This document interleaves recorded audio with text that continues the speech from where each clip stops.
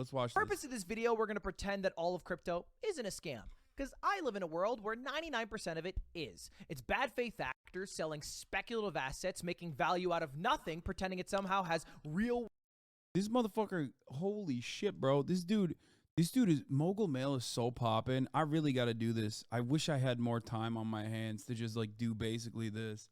World good, while actually hoping a greater fool comes along to buy it at a higher price at the 1.3 milli on this, dude. That's crazy. bottom of the pyramid, so the people at the top of the pyramid can sell it and make money from them. That, to me, that doesn't seem like a good thing, but we're going to ignore that and not act like every single crypto is a scam, so we can talk about today's drama, which is about Logan Paul and, of course, his cryptocurrency that he made, CryptoZoo. He's the majority owner in it, and it was exposed a couple weeks ago by CoffeeZilla to be an alleged scam in a 3-part docuseries. Now, you can go check that out, but we are talking today about the update, which is Logan Paul's response to CoffeeZilla. Now, before we jump into the actual Ludwig, video, not I think all it's of it, but important some to of it he read does on this stream. tweet from Logan Paul, which says, while I generally appreciate Steve... I just don't have, dude, you do this every day, but it goes on the clip channels, no joke. I mean, I kind of do it, but the reality is that I don't have the bandwidth to just like basically cover one story a day and give it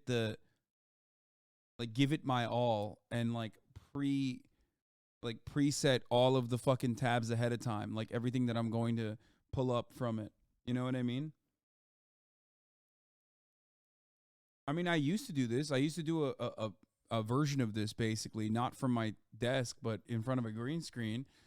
And it was incredibly popular. That's how I started off.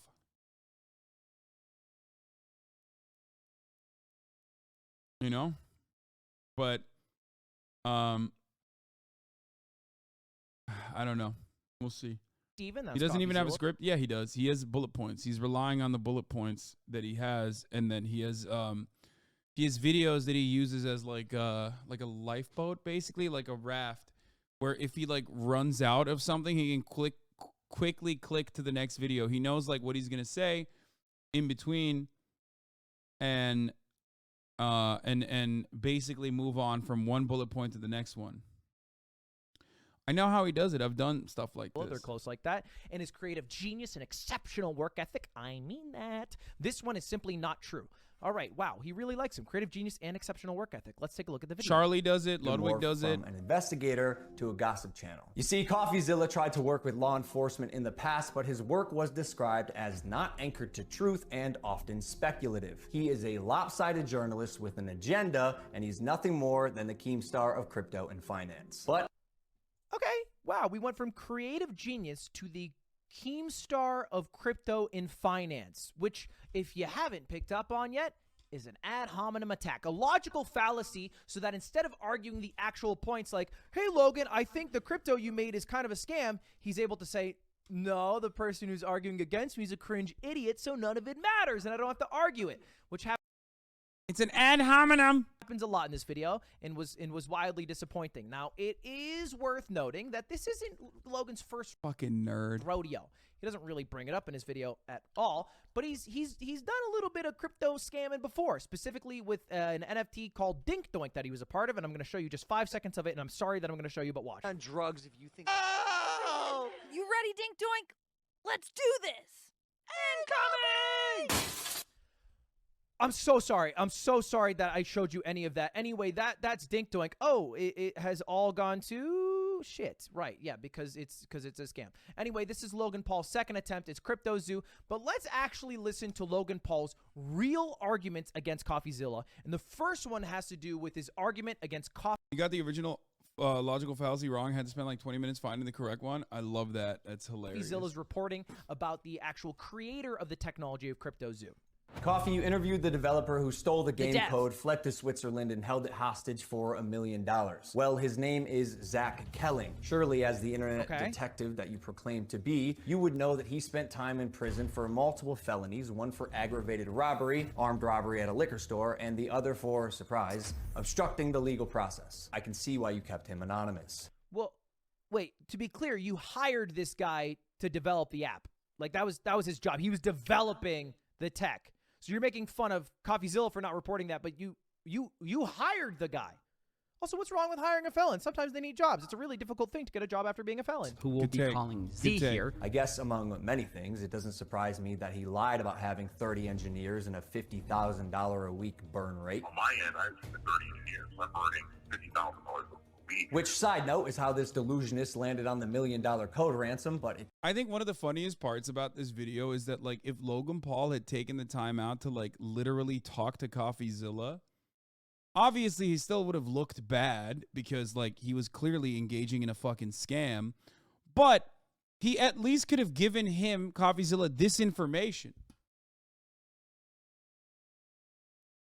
it turns out he only had 3 engineers. Wouldn't someone with journalistic integrity know their credible source had not only an agenda? It's like kind of the whole point of why he reached out to you. Kind of the whole point as to why he reached out to you, brother. Also, am I crazy, or does Logan Paul increasingly look more and more like his the guy, his imposter? What's the one that Jeff Wittek found?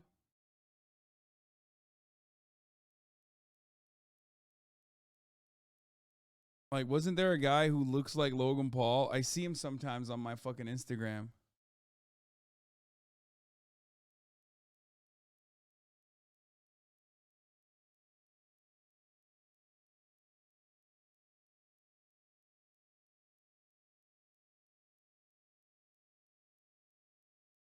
Is he the emo guy? He met him. Yeah. Meeting my doppelganger for the first time. Shut up. Yeah, that's nuts. You're me, dude.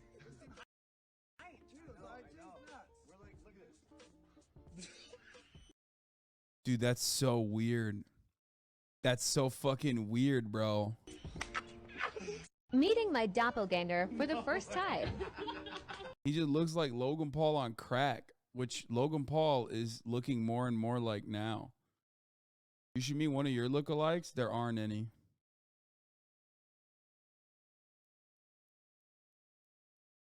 But a fondness for orange jumpsuits. So, okay, we're supposed to be mad at CoffeeZilla for not knowing that this developer was a scammer and a fraudster. But shouldn't we be mad at you, Logan, for hiring this fraudster and getting millions and millions of impressions on your new technology that was being developed by a fraudster? And the hundreds of people who watch your videos to invest in a project led by a fraudster? Like, okay, fine, we can say CoffeeZilla is a bad journalist if we are also allowed to say that Logan Paul is so inept that he hired a fraudster and scammed his viewers from ineptitude, which he does kind of address. Or did you just hear what you wanted to hear and moved on? Because even if you're lying to yourself, Steven, you still have to keep it going. And I know what you're thinking. What type of idiot would work with an unsavory individual like Zach Kelling? Yep, me. I'm wondering that.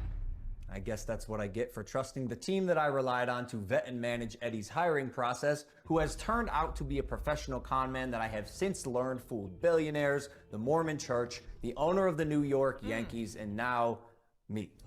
Did you perhaps learn that Eddie Ibanez was a con man from a video made by CoffeeZilla where he went in depth on how... No, that's literally where he learned it. He also learned it, the $6 million thing as well, from this video, 100%. Eddie Ibanez was... The same video that he's like literally criticizing and saying is bad and fucked up and made by a biased person, which is hilarious. Con man? I mean, this is weirdly damning evidence on how just incredibly inept Logan Paul was in developing CryptoZoo. Not only was the developer, he hired a fraudster, he also hired a con man known as Eddie Ibanez, and then he also hired another guy named the Crypto King, who's another fraudster. Where are the competent people on your team? When do you take responsibility as the founder of the project and the person with the majority share in the product for the project failing? Like, you hired those guys.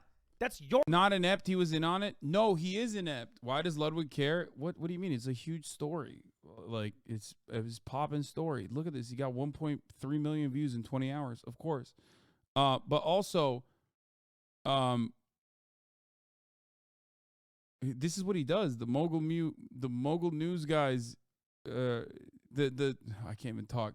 Mogul Mail guy, who is a right-wing YouTuber, okay?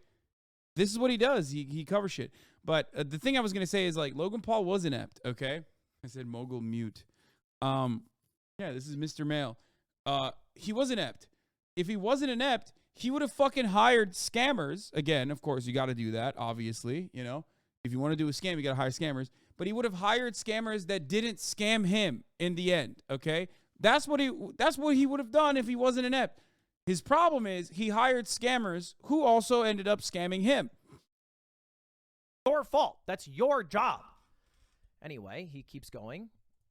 And surely you knew Emilio, the gentleman who supposedly let his child invest in a cryptocurrency, was allegedly responsible for 2 rug pulls before you interviewed him. So either you missed that or you knew it and failed to let the public know. Okay. Now this is weaker than his other mogul mails, by the way. He just reacted. Has a little bit of